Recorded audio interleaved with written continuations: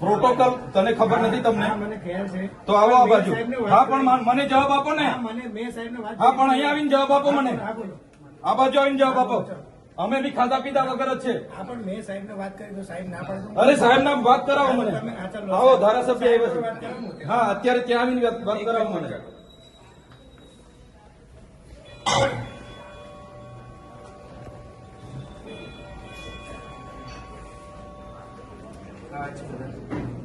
Hello sir, ધારાસભ્યશ્રી Chaitarbhai Vasava વાત કરો.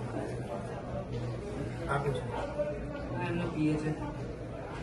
હા કલેક્ટર સાહેબ, હું હમણાં જ આપણી મિટિંગ પતાવીને મેં ગુજરાત પેટર્નની યાદી માંગી. સર્વ સંમતિથી અમે જે ગુજરાત પેટર્ન યોજનાનું હમણાં 30 કરોડનું આયોજન થયું પ્રભારી મંત્રીની અધ્યક્ષતામાં. અમે તાલુકા જિલ્લાના ચૂંટાયેલા પ્રતિનિધિ, ધારાસભ્ય, સાંસદશ્રી અમે બધાએ સર્વસંમતિથી 30 કરોડનું આયોજન સર્વાનુમતે મંજૂર કર્યું. આ વર્ષનું 24-25નું હમણાં જ આ 15-20 દિવસ પહેલા મિટિંગ થઈ. તો 30 કરોડના આયોજનમાં અમારા એક પણ કામ નથી આવ્યા અને પ્રભારી મંત્રીએ બારોબાર કોઈ એજન્સીના કામો બધા મંજૂર કર્યા છે. અમે કલેક્ટર સાહેબ, અમારી પાસે પ્રાયોજના વહીવટદાર શ્રી આયોજન માગ્યા હતા. એ આયોજન અમે મિટિંગ પહેલા એમને અમારા સૂચનો આપી પણ દીધા. મિટિંગમાં એ કામોની બહાલી પણ થઈ ગઈ અને જે યાદી ફાઇનલ થઈ છે પ્રભારી મંત્રીની સહીથી, પ્રભારી મંત્રીની અધ્યક્ષતામાં બધા કામો મંજૂર થઈ જાય છે અને એ ફાઇલો ગાંધીનગર મંગાવીને પ્રભારી મંત્રીઓએ તમામ કામો અમારા રદ કરી અને પ્રભારી મંત્રીએ પોતાના કામો, જે કોઈ કામના કામો નથી એવા કામો મંજૂર કરી દીધા છે. તો ડેડિયાપાડા અને સાગબારાના લોકોએ અમને મત આપ્યા છે કે પ્રભારી મંત્રીને મત આપ્યા છે?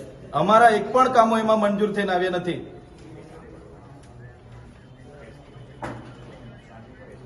ના, પ્રાયોજના અધિકારી આમાં સભ્ય સચિવ હોય છે. 30 કરોડનું નર્મદા જિલ્લાનું આયોજન થયું. 30 કરોડમાં પ્રભારી મંત્રીએ પોતાના, હા ના સાહેબ, આમાં સભ્યમાં તમે ને અમે બધા જ આવીએ છીએ ને આપણી કલેક્ટર કચેરીની કોન્ફરન્સ હોલમાં જ મિટિંગ થઈ છે. અને 30 કરોડના આયોજનમાં સાહેબ, 30 કરોડના આયોજનમાં બોગસ કામો, જે રિનોવેશન અપગ્રેશનમાં 55 લાખના કામો મૂકીને પ્રભારી મંત્રીએ મંજૂર કર્યા છે. અમે હમણાં યાદી લઈને આવ્યા, હમણાં જોયું અમે. તો આવું તો કઈ રીતના ચાલશે કે ચૂંટાયેલા પ્રતિનિધિઓ આયોજન આપે? વાંધો નહીં સાહેબ, તમારા દરવાજા પર હું બેઠું છું ધરણા પર. આની ચર્ચા કરી લો પ્રભારી મંત્રી અને તમારા સભ્ય સચિવ સાથે, પછી મને જણાવો. એટલે હું પછી 2 દિવસ બેસવું પડે, 3 દિવસ બેસવું પડે, હું અહીંયા બેસું છું. ઓકે સારું. ખબર પડશે ને અમે અહીંયા બેસવા કેમ મજબૂર થયા છે, લોકોને ખબર પડશે ને. અમને અહીંયા કલેક્ટરના દરવાજા પર બેસવા મજબૂર કરી રહ્યા છે આ અધિકારી. રજૂઆત છે, લેખિત આપેલી છે, છતાં તો મને જવાબ એ લોકોએ રૂબરૂ મળીને જવાબ આપવો જોઈએ ને. જતું રહેવાનો થોડો આવે છે. 10 મિનિટ એમના પીએ જતા રહ્યા અહીંથી. 10 મિનિટ મીડિયા વાળા હતા, પીએ બી યોગ્ય જવાબ આપ્યા વગર જતા રહ્યા. એમણે જવાબ આપવો જોઈએ. 10 મિનિટમાં સાહેબ આવે છે, ત્યાં સુધી વાંધો નહીં સાહેબ ને આવી જવા દો. એટલે આપની જે રજૂઆત છે એ લેખિતમાં ગાંધીનગર, કારણ કે આ વસ્તુ ગાંધીનગર થઈ જશે તો ત્યાં ના, ગાંધીનગર સાહેબ, આ વસ્તુ છે ને, આ વહીવટી બાબતો છે. આ ગાંધીનગર લેવલની વાત નથી, જિલ્લા કક્ષાનું બજેટ છે. ઓકે.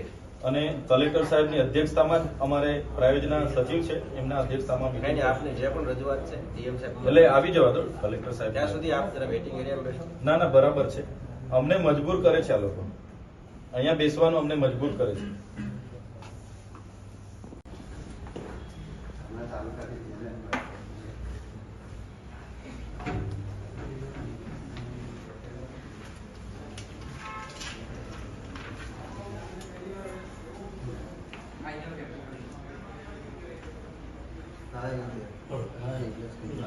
શાંતિ છે.